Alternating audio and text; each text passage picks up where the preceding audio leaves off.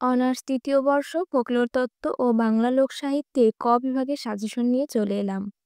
যদিও ক বিভাগের প্রশ্নগুলো অনেক কঠিন আসছে গত পরীক্ষার দিন বোর্ড থেকে কোনো প্রশ্নই আসেনি এবং আমি যে সাজেশন দিয়েছিলাম সেখান থেকেও খুব একটা কমন আসেনি।